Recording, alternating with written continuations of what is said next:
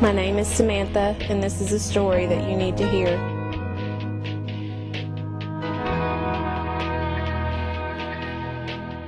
From the time I was little, my mother was a single mother. She was married several times, so there were men in and out of our house quite a bit.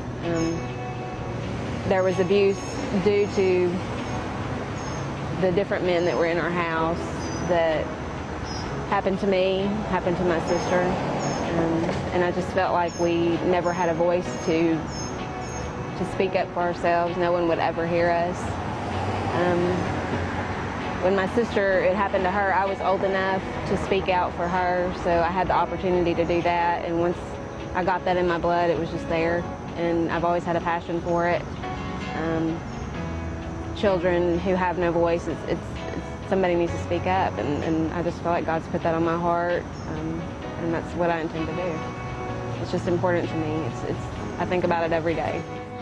I feel my role in this ministry is to inform people about the need, to help them equip themselves, through training and through support, gathering people within our church family to be a family and to help them out and to support what they're doing.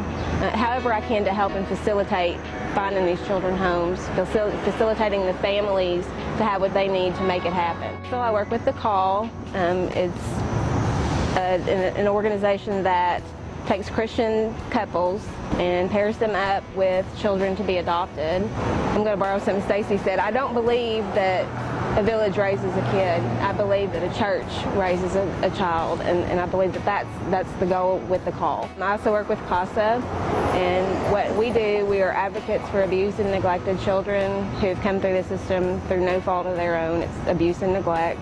We need CASA because although there are DHS caseworkers assigned to these children, they're supposed to be assigned at the maximum 10 cases. They usually carry a caseload of 40 cases, and that's the norm.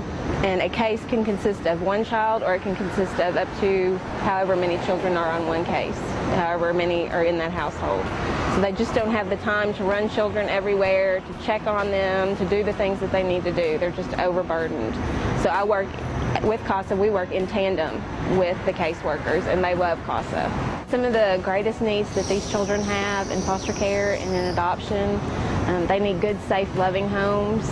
They need therapeutic homes. That's a great need. We have a shortage of therapeutic homes, people who can deal with children who have severe issues. We need people to step up and just help families who have adopted. Give them some relief, give them, be a grandparent on call. That's an important thing. We need that. We need our church family to bond together and help these families and support them and encourage them to do the work that they're doing. Some of the obstacles, I think, are fear. Fear is the greatest one. Fear of the unknown, fear of, should I bring this child in with my children? Is there going to be, abuse upon abuse? Just a fear of having to deal with issues they haven't dealt with before. Nobody's ever equipped. I'm a mother twice over, and I was not equipped for either one of my girls. It's just something that God equips you with as it comes to you. As you approach things, God equips you. If you seek Him, He will be there, and that's all you need. That's all you need. If He's calling you, step out and do it, because He'll fill those needs.